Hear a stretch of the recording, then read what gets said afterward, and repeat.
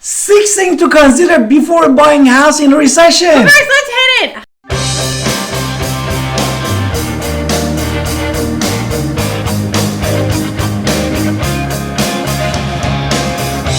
Hi, this is Alan Victoria Pinder. Welcome to our channel and podcast. And if this is your first time in our podcast and our YouTube channel, please subscribe and get notified. Honestly, we get calls and texts all the time at 252-327-3357. So if you call and text anytime, we're happy to talk to you. Now we're going to jump into the buying a house during the recession. Just hearing it makes you as a home buyer nervous and fearful. That's what's going to happen. Okay, so what is a recession? That is kind of talk about number one. Yes. A recession is two falling quarters of falling GDP. What is falling GDP? It's basically it's company growth. And if companies are not growing, then they're falling. And then if they're falling, one of the things they're going to do is fire people in order to make sure that their company stays profitable, which is going to hurt people who are working for them, which is why recessions are scary. Exactly. In 2020, basically, the recession was much more different. And after the COVID happened, and it was... In 2020, it was a pandemic, right? Yes. So there was a pandemic causing a recession because world trade came to an absolute halt. 2008 recession, people are trying to hope for whatever, was caused by bad actors and banks.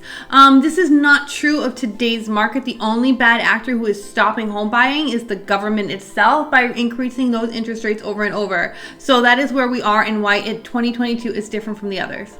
Yes, this affordability issue actually is the most concern for many of the home buyers, but the government tried to control the inflation and also depress the home prices. Right, so when they depress the home prices, it means that there is actually less competition out there, number one. Therefore, our number one is less competition. Because people are afraid of buying a home during a recession for whatever reasons. They hear the word recession, they freeze.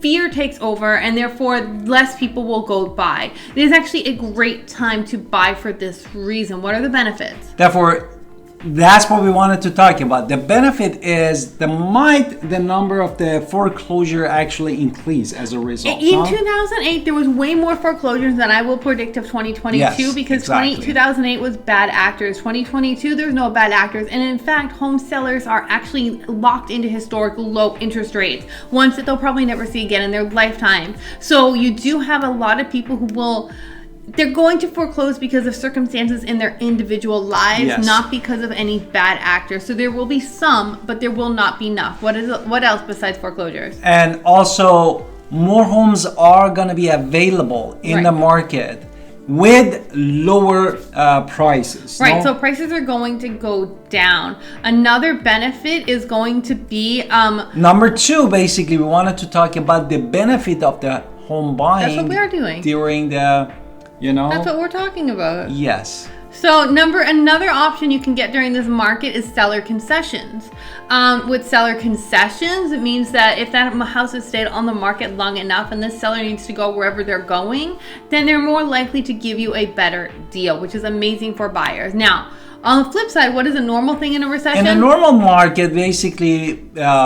home buyers get a lower mortgage rate, which is not true of this 2022 situation right now. If you're watching it in the future, congratulations on those lower interest rates again. Now, what are the risks?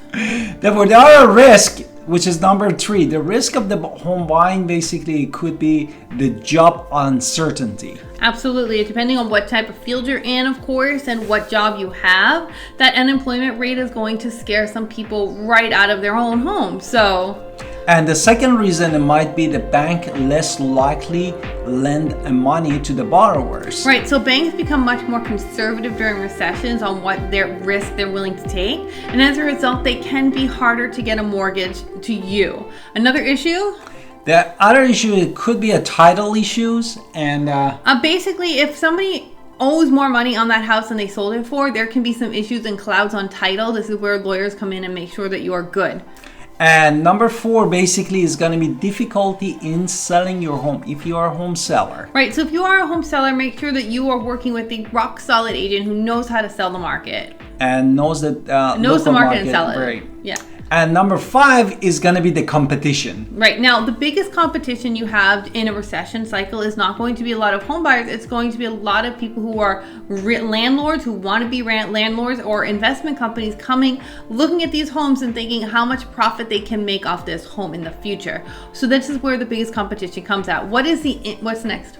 The next one that we wanted to talk, number 4, is impact on housing market due to the recession. No? Now, when people become afraid during a recession and they don't act in their own best interest because fear has clouded us, fear is a powerful emotion to where it can stop us from doing what we know is the right thing to do. So the impact on this recession is going to be stopping many people who want to be home buyers from getting into a home, because now they're seeing that they can buy less home. But the truth is, you're buying a home that's affordable. Yes. And if it is affordable now, when interest rates go down in the future, it's even better for you, because now you have more disposable income while having your housing secure. So therefore, this is actually number 5, which was the tips for the buyers, the home buyer. Right. So if you can get in on a house with a higher interest rate, as I was saying, you can refi later after 6 months. If interest rates are lower after 6 months, you're always welcome to refi down.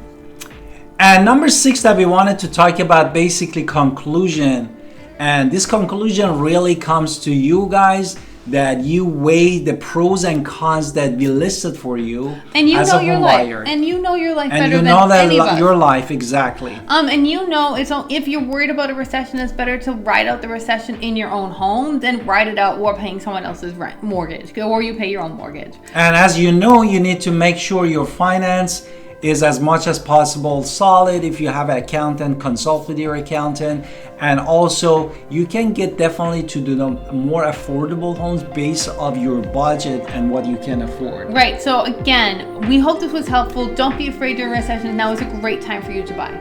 And see you on next podcast and next video.